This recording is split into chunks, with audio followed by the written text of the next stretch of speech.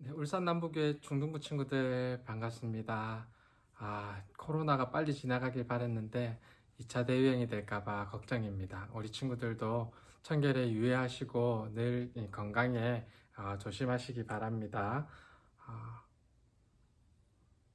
우리 함께 말씀으로 또 함께 나누도록 하겠습니다. 오늘 우리 친구들과 함께 볼 말씀은 이사야 28장 1절에서 8절까지 말씀입니다.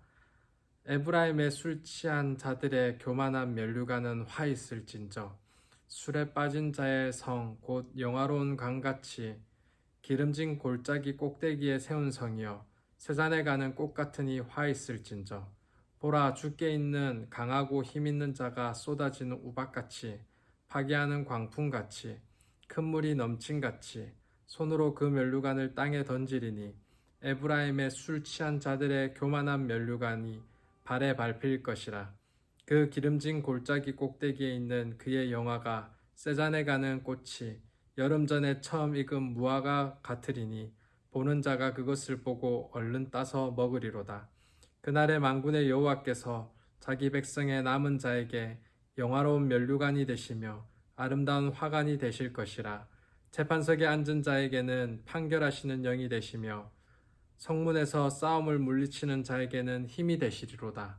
그리하여도 이들은 포도주로 말미암아 옆구름치며 독주로 말미암아 비틀거리며 제사장과 선지자도 독주로 말미암아 옆구름치며 포도주에 빠지며 독주로 말미암아 비틀거리며 환상을 잘못 풀며 재판할 때에 실수하나니 모든 상에는 토한 것 더러운 것이 가득하고 깨끗한 곳이 없도다. 아멘. 오늘 본문은 에브라임, 즉 북이스라엘에 대한 심판을 말씀하시는 내용입니다. 북왕국 에브라임, 곧 사마리아의 상태는 눈뜨고는 차마 볼 수 없는 상황이었습니다. 겉으로는 화려한 모습을 보이고 있지만 안을 볼 때는 정말 무방비한 무법천지였습니다. 선지자는 사마리아를 1절에 보면 에브라임의 술 취한 자들의 교만한 면류관은 화 있을진저라고 하면서 이 사마리아를 교만하여 또 술 취한 사람, 교만한 면류관으로 비유하고 있습니다. 또한 그들은 영화로운 강같이 기름진 골짜기에 세워졌지만 이미 생명을 잃어 세잔에 지는 꽃임을 선언하고 있습니다. 오늘 본문을 원문에 충실하게 번역을 한다면 선지자의 말 이렇게 표현할 수 있을 것입니다. 화가 있을 것이다. 교만한 면류관의 에브라임아, 화가 있을 것이다. 너희들의 영화로운 강같이 기름진 골짜기 꼭대기에 있다 하더라도 너희들은 세잔한 꽃일 뿐이다. 화 있을 것이다. 라고 말하는 겁니다. 그들에게 왜 이렇게 선지자가 악독한 말을 퍼부었을까요? 그들은 정말 영화로운 강같이 꼭대기에 있는 자들이었습니다. 실제로 사마리아 성은 평지에 우뚝 솟은 성으로 관같이 생겨서, 여러분, 임금님의 관같이, 그래서 면류관과 꽃으로 불리던 나라였습니다.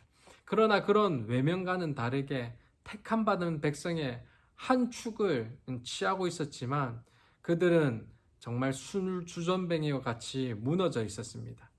그들은 하나님께 돌아오기보다는 정말 방탕함과 쾌락에 빠져 있었습니다.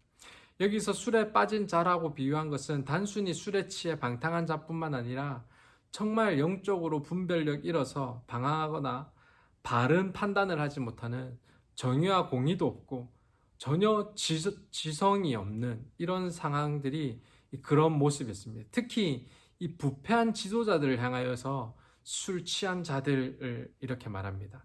사회적으로 높은 위치에 서게 되면 권력을 탐하며 권세를 누렸던 자들인 겁니다. 올바른 분별력을 가지고 많은 사람들을 올바르게 이끌어야 하는 사람이 도리어 술에 빠져 있거나 술에 빠진 자처럼 방탕하고 분별력 없이 살아가고 있는 것을 의미합니다. 결국 이런 방탕한 삶으로 인하여서 정말 위기가 닥쳐왔을 때 저항할 새도 없이 나라가 망해버리고 말았습니다. 그래서 그들의 세잔함은 순식간이었습니다. 그 모습은 마치 여름 전에 처음 익은 무화과가 가장 먼저 따먹혀야 될 것처럼 순식간이더라라는 겁니다.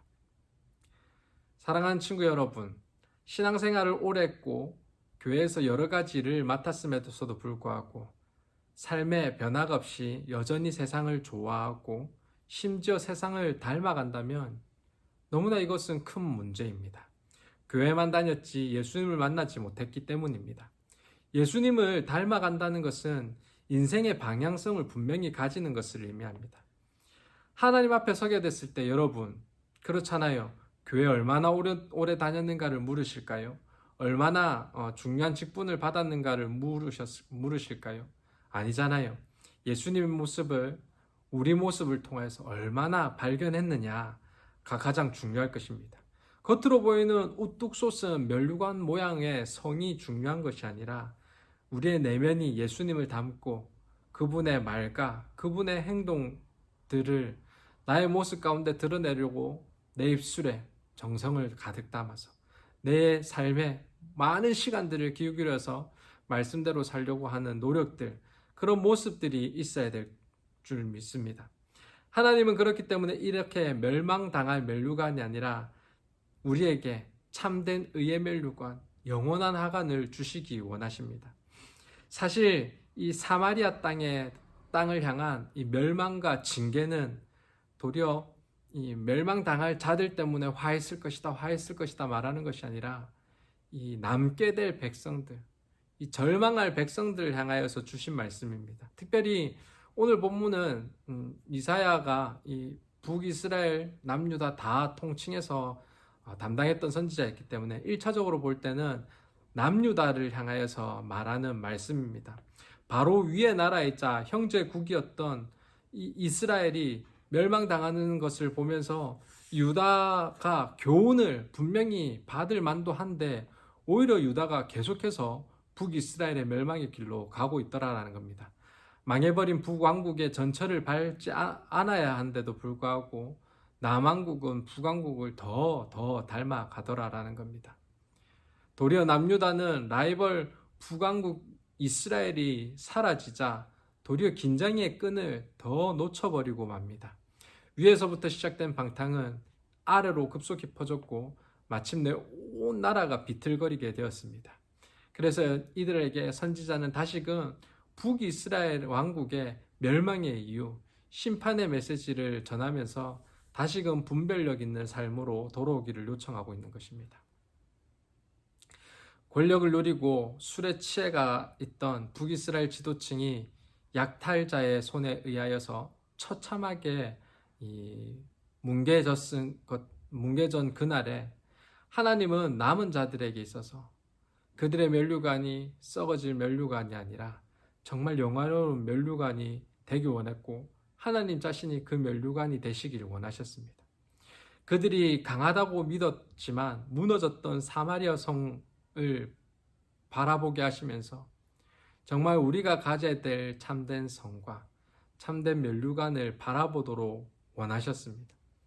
뿐만 아니라 이 하나님께서 자신이 재판석에 앉은 자에게 판단의 영이 되시며 성문을 지키는 자에게, 끝까지 견디는 자에게, 의의 싸움을 싸우는 자에게 힘이 되어 주시겠다고 말씀하십니다. 5절에 보니 그날에 만군의 여호와께서 자기 백성의 남은 자에게 영화로운 면류관이 되시며 아름다운 화관이 되실 것이다 라고 말씀하십니다. 사람들은 나름대로 사회 제도를 정비하고 나라를 안전하게 지키려고 노력을 하겠지만 죄성을 가진 인간의 한계로 인하여서 완전해질 수 없습니다. 오늘날 사회도 마찬가지입니다. 우리는 하나님께 소망을 두며 죄를 회개하며 구원과 회복의 약속을 붙들어야 합니다.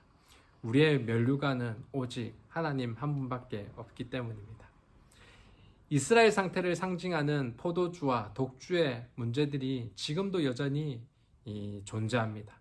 나아가 이 시대에는 더 복잡한 방탕함이 우리를 유혹합니다. 물질 만능 시대에 돈을 자랑하는 것, 높아지려는 유혹에 굴복해서 하나님 말씀대로 살지 않으려고 하는 것, 하나님과 이웃보다 쾌락을 더 사랑하는 것, 이스라엘과 유다의 시대가 지금 이 시대하고 비교하면 비교할수록 그 시대보다 이 시대가 심하면 심했지 결코 적지 않더라는 겁니다. 그러므로 또한 우리도 붙들어야 될 것은 이 말씀을 통하여서 혹여나 내 모습도 겉만 번지르르한 사마리아 성을 의지하는 사람인지 아니면 정말 하나님만이 이 땅의 소망이자 참 면류관이심을 소망하는지 되돌아야 보아야 할 것입니다. 우리는 너무도 연약하여서 누구도 이 면류관을 쓸 분별력과 참된 회개와 믿음이 없습니다.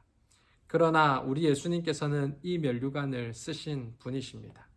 우리 하나님은 이 영화의 면류관을 우리에게 주셨는데 우리는 이 면류관을 거절했지만 예수님께서 친히 그 면류관을 쓴 삶이 승리한다는 것을 보여주셨습니다. 그리고 다시금 예수 그리스도를 믿음으로 그 면류관을 저와 여러분들이 얻습니다. 아름다운 화관을 덧입혀 주십니다. 불의를 그치고 주님의 선하고 순결하며 지혜를 쫓아 살아갈 수 있는 힘을 주십니다. 믿음이 있는 자는 쇠하지 아니며 완전한 지혜이신 하나님을 그러므로 발견케 될 것입니다. 하나님은 친히 그들에게 아름다운 면류관이 되어주십니다. 육신의 생각은 사망이요 영의 생각은 생명과 평안입니다. 우리 사랑하는 친구들이 이 어려운 시기 가운데서도 정말 하나님이 나의 면류관이심을 믿고 하나님의 지혜를 더 쫓아서 하나님의 의를 쫓아서 정말 승리하는 살아있는 저와 여러분 되길 간절히 소망합니다. 기도하겠습니다. 하나님만이 우리의 의와 평안의 면류관이심을 이 시간 고백하며 나아갑니다. 하나님, 혹여나 우리 모습 가운데 사마리아 사람과 같이 그 겉에 외모적인 것에 자신의 성을 두고 또 자랑하고 있지 않았는지 돌아봅니다. 하나님 아버지, 정말 저희들은 정말 예수 그리스도께서 쓰신 그 생명의 면류관이 참된 승리였음을 기억하게 하여 주셔서 우리의 마음이 다른 데 뺏기지 아니하고 하나님께만 두며 정말 이웃을 사랑하는 데만 두며 우리의 지혜가 헛된 데 두지 아니하고 정말 참된 분별력을 가지고 땅에 하나님께서 원하시는 선과 의로 싸우고자 다짐하는 저희들 될 수 있도록 주님 역사하여 주시옵소서. 연약한 자를 붙드셔서 우리의 지혜 되어 주신 하나님을 찬양합니다. 부족한 저희들을 인도하시고 제 많은 저희를 인도하여 주셔서 의인으로 붙들어 주시는 하나님을 찬양합니다. 그 하나님, 오늘도 저희를 지켜 보호하여 주시옵소서. 예수님 이름으로 기도드립니다. 아멘.